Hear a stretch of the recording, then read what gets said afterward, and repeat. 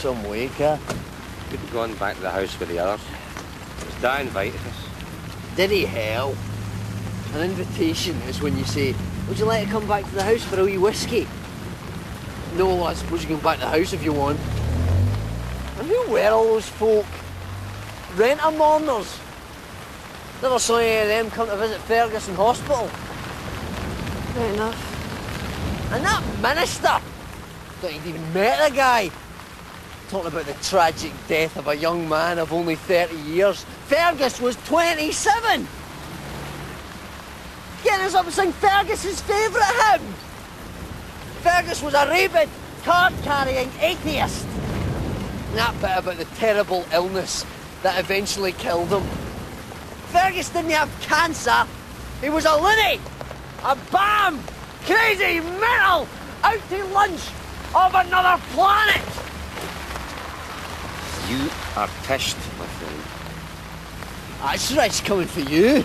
Aye. But I'm no an amateur.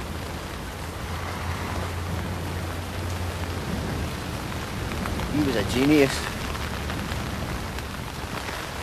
He could have done anything. Aye, so he could.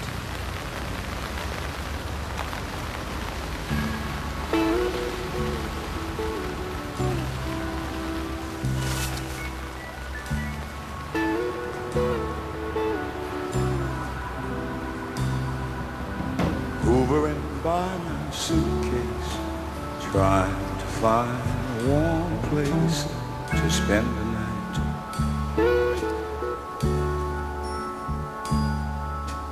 Heavy rain falling, seems I hear your voice calling. It's alright.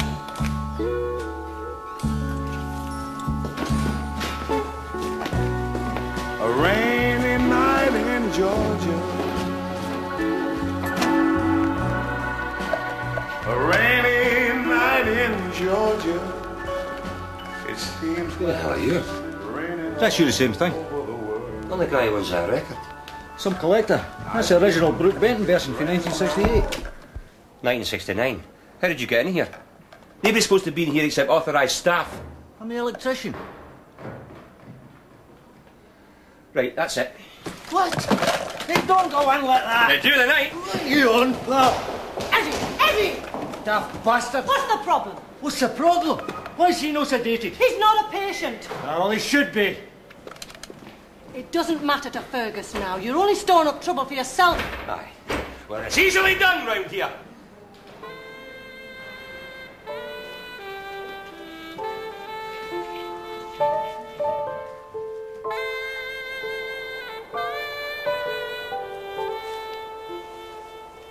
You waiting on McTavish? Aye, I haven't seen him, her, in a couple of days. I hear you and Campbell are doing a pilot programme for Radio Scotland. Aye, we recorded Monday. It's exciting though, eh? Try not to think about it. You don't need that, Eddie. I do. I'm going to a sales meeting.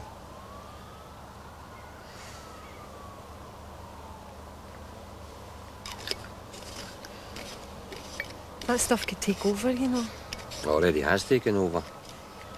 Without my wee friend here, I couldn't do it.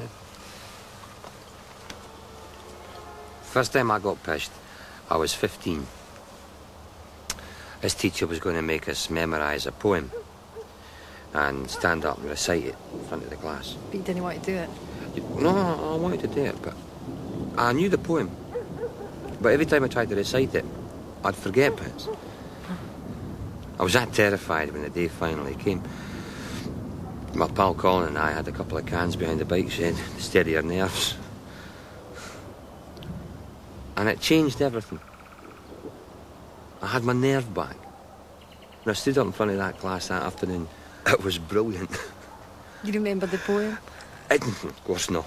No, I was that desperate. I started throwing in things like Mary had a little lamb, she also had a duck, she put them on the mantelpiece to see if they'd fall off. Except the teacher never let me get the punchline. But the point is that I didn't care. I could suddenly do anything, no matter how humiliating. No care.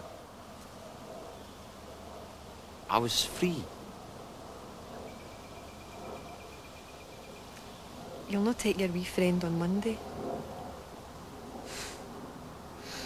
Can't I promise? But who knows? You might like my version of Mary Had a Little Lamb.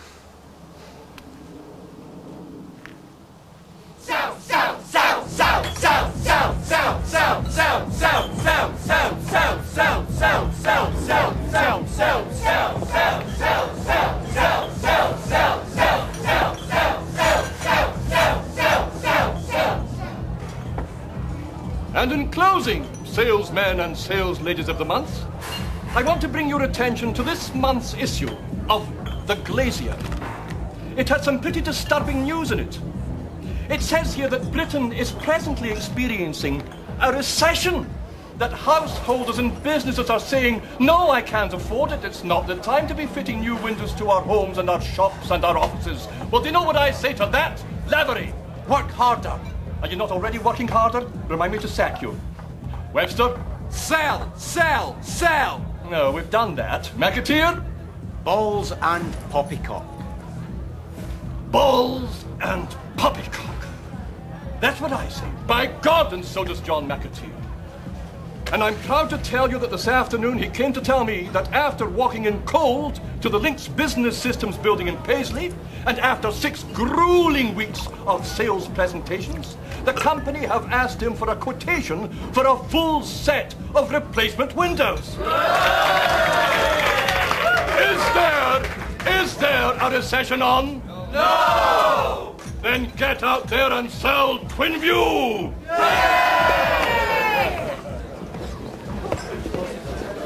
You were late. If I'd been a customer, you'd have lost your sale. Sorry. Do you know what the essential paradox of being a salesman is? Do I have to Guess. Take as much time as you need to close a sale, but don't be late for your next one. That's the essential paradox of being a salesman. A very wise man told me that, our national sales director. So remember it, and don't be late again. Don't mind him. He's been telling that story for 8 years and he still doesn't know what paradox means. So I hear you're doing the big district council tender. Aye, we've got a meeting on Tuesday. I was looking at the plans. Phase 1 should be worth at least 35k. Which is a fair old commission at 10%, eh, McKenna? And here Griffin's going along to hold your hand. I thought we might need to negotiate a wee bit. So Griffin's made the contact at the council, got you the plans, and is going along with you to negotiate the tender. What exactly are you going to be contributing to the deal? It's my tape measure.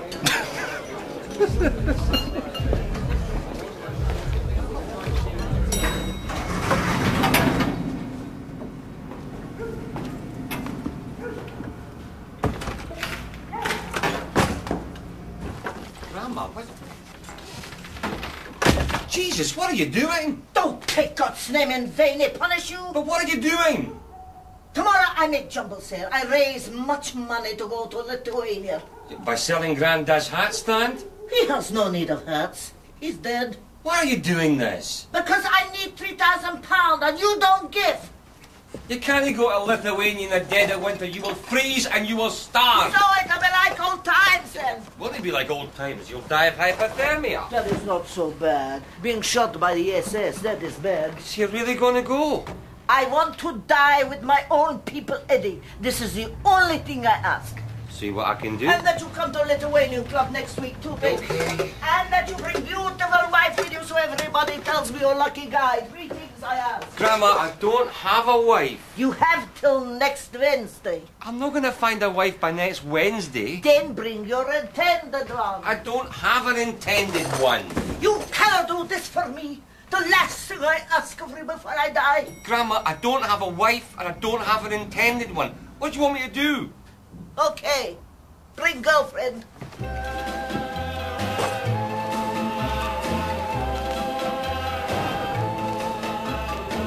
Every night I hope and pray a dream. Freeze! Don't look! What was the name of that record? Dream Lover, By? Bobby Darin, Which was in the British charts for? 19 weeks, In? 1959.